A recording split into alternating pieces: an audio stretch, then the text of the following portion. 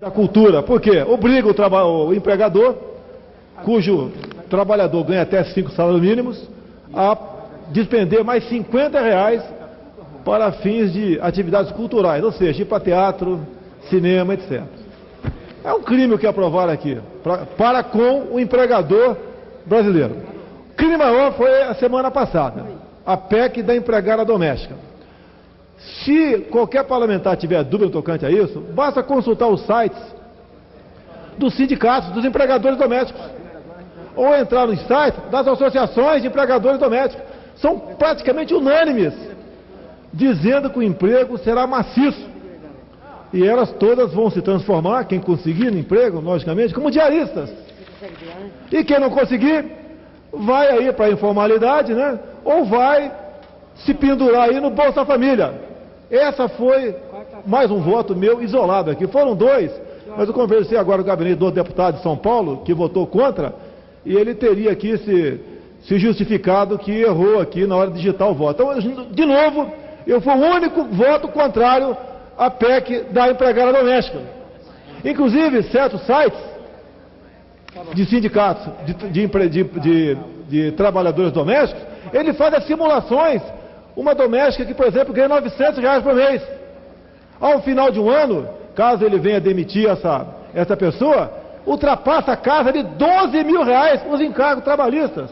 Ou seja, quem tem 2 empregadas vai botar uma para fora. Quem tem uma, vai reduzir o salário. Esse foi o ato benevolente que essa casa aqui concluiu a semana passada. Um crime contra o trabalhador brasileiro. Eu não sei que esse presidente ou essa presidenta aí não tomou providência em analisar. São 7 milhões de empregados domésticos no nosso país. Eu jamais votaria contra quem quer que seja nessa casa. O meu voto, isolado e solitário não, foi a favor dessa classe. Mas a demagogia parece não, fala muito mais alto. Tudo pelo voto. Tudo pelo voto. Quem está pagando a conta não é ele. Quero saber se esses que votaram favorável, se já vem pagando esses encargos trabalhistas para suas empregadas domésticas em casa. Não vem! E principalmente do PT. Principalmente do PT, que patrocinou essa causa. Chega esse absurdo aqui, se a minha babá, por exemplo, tiver um filho até 6 anos de idade, eu tenho que pagar creche para filho da babá do meu filho. É inexplicável a irresponsabilidade. Obrigado pela oportunidade, senhor presidente. Teria muito a falar aqui, mas obrigado pela oportunidade.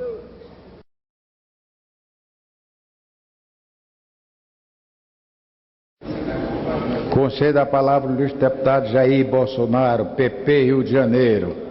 Sua Excelência, por 3 minutos à tribuna. Senhor presidente, eu quero manifestar minha preocupação com 2 PECs recentemente aprovadas aqui. É a PEC do trabalho escravo e a PEC da empregada doméstica. A primeira, o trabalho escravo, é bem clara. Diz que todo aquele que esteja quer na área rural ou na área urbana, que porventura tem alguém em trabalho escravo ou análogo, e esse conceito é muito amplo, terá sua propriedade expropriada, ou seja, ele vai perder sua propriedade.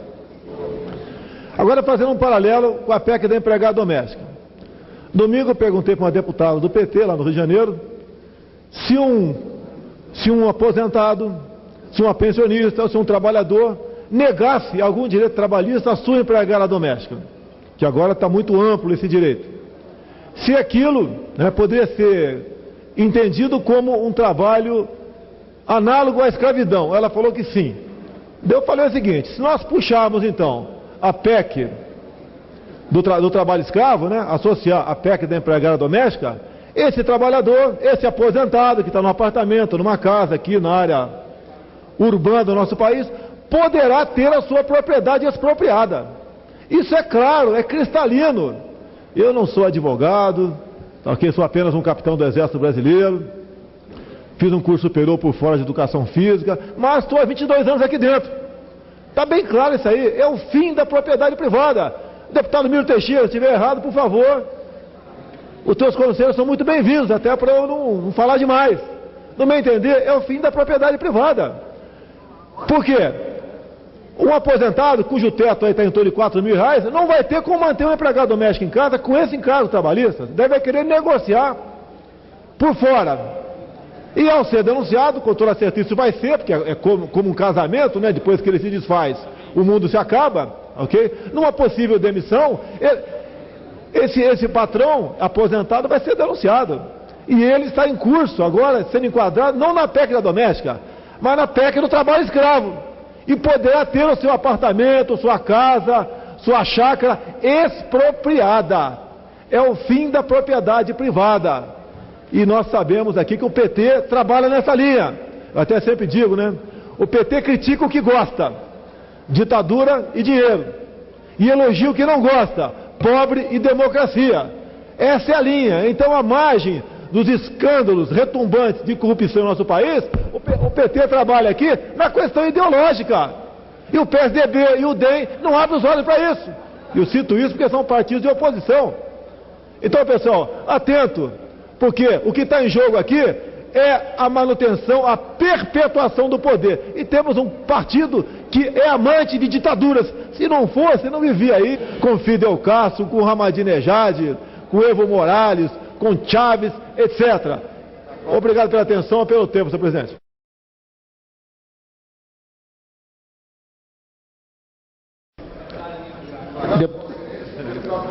Deputado Jair Bolsonaro, conceda a palavra a Vossa Excelência por até 3 minutos. Quero cumprimentar o deputado Espiridião Amin e dizer que a outra máfia que existe no nosso país são os radares, as multagens eletrônicas. Uma covardia sem tamanho. Mas, senhor presidente, o assunto aqui hoje é sobre mentira. Eu tenho dito que o PT não vive sem mentira. O combustível do PT é mentira. Nós agora estamos acompanhando aqui os dados, números, então números não mentem. E o PT, através do Ministério do Trabalho, que tem um ministro que nunca trabalhou na vida, divulga que a taxa de desemprego no Brasil está na ordem de 5%. Eu vou provar que é mentira, porque não são números. O Brasil tem quase 200 milhões de habitantes. Aproximadamente 100 milhões é a massa ativa. E o governo considera que os beneficiários de Bolsa Família, que são 14 milhões de famílias, e os que recebem seguro-desemprego, como empregados. Se 14 milhões de famílias recebem a Bolsa Família, aproximadamente 20 milhões de adultos, que seriam uma massa ativa de trabalho, não trabalham. Então só aí são 20% desempregados no nosso país. Somando com 5% que o governo admite que está desempregado, são 25%.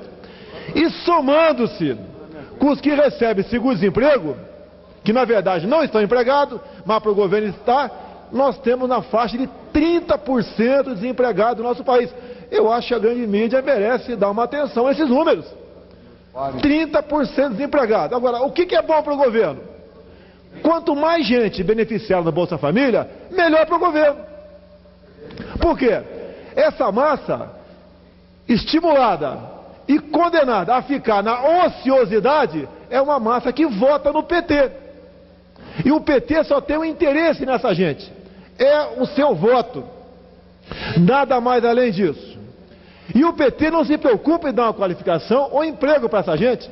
O que é pior, estimula a natalidade inconsequente e irresponsável. Porque criou outra bolsa, Bolsa Carinhoso.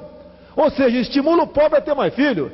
É mais gente ignorante, com o título eleitor na mão para votar no 13. E agora eu alerto aqui a classe esclarecida do nosso país, que inclusive são favoráveis ao voto facultativo. Em se aprovando um dia o voto facultativo nessa casa, eu quero alertar a quem está nos ouvindo na TV aqui e que trabalha. Vocês não vão votar, essa massa não vai votar. Agora, o pessoal de Bolsa Família, MST, a ociosidade de maneira geral, que o PT estimula, vai votar e vai votar no 13. Assim sendo, eles botam 400 aqui dentro. Em botando 400 aqui dentro, vocês vão ter que... Para concluir, presidente, dezenas ou centenas de Oni Sanches para lutar por democracia no nosso país, porque aí está a semente da nova ditadura do proletariado que o PT sempre quis impor no Brasil desde antes de 64. Eu alerto aqui dou, essa massa que só tem uma utilidade, votar, vai acabar decidindo o futuro do nosso país para pior, nós vamos partir para uma cubanização, para uma ditadura do proletariado, que só sabemos Deus quando é que podemos reverter isso aí. É o alerta que eu dou, senhor presidente. Muito obrigado. Agora não adianta dizer que vocês estão querendo. Próximo orador inscrito, deputada Eliane Lima. Na ausência, o ilustre deputado Chico Lopes. Vossa Excelência dispõe de até 3 minutos.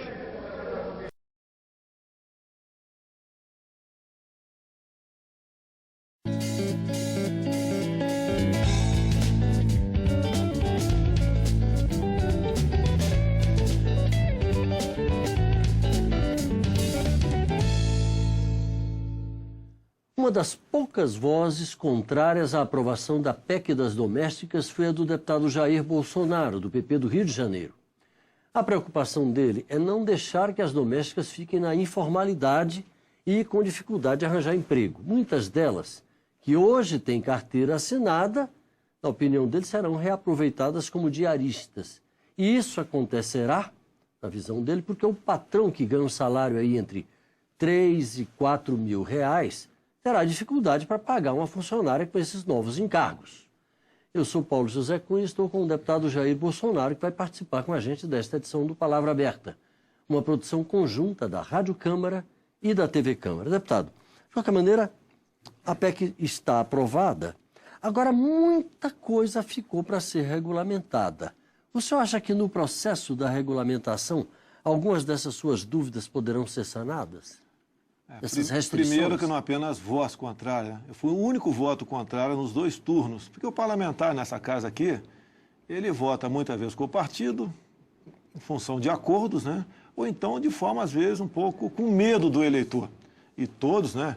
Quando, inclusive, viram o meu único voto contrário no painel, muitos perguntaram se eu tinha votado corretamente. Falei, sim. Você não está com medo? Falei, não. Eu estou votando em defesa das domésticas. Porque, como você acabou de me questionar aí agora, tá? Eu não sei como o governo vai, com um band-aid, querer estancar aqui uma hemorragia de femoral. Que são 7 milhões de pessoas que vão ter problema pela frente. O próprio site, né, Doméstica Legal, antes da votação, numa pesquisa que eles fizeram, dava que em torno de 50% iriam demitir as suas domésticas, né? Não iam demitir porque não querem mais, demitir porque não querem ter problema lá na frente. Por ocasião de você fazer um ajuste de conta quando você for obrigado a mandá-lo embora por um motivo qualquer. Na época, não é porque ele não queira pagar, não, sim, né? Sim. Essa pesquisa foi nesse sentido. Foi, né? Exato. E 35% iam buscar a transformação de empregadas para diaristas. E 15% apenas ia manter. Agora, o grande problema aqui, a grande mensagem que eu ia dar no teu programa, acho que é mais importante de tudo que me discutir aqui, é fazer a analogia dessa PEC, que já foi promulgada, já faz parte da Constituição, e a PEC do trabalho escravo. A PEC do trabalho escravo, ele pune não só proprietários rurais como urbanos, que porventura mantêm alguém em trabalho escravo ou análogo, e a sonegação de um direito trabalhista é um trabalho escravo análogo, a punição para esse patrão é a expropriação do seu imóvel, ou seja, ele perde seu apartamento, perde sua casa, perde seu sítio e perde até a sua fazenda.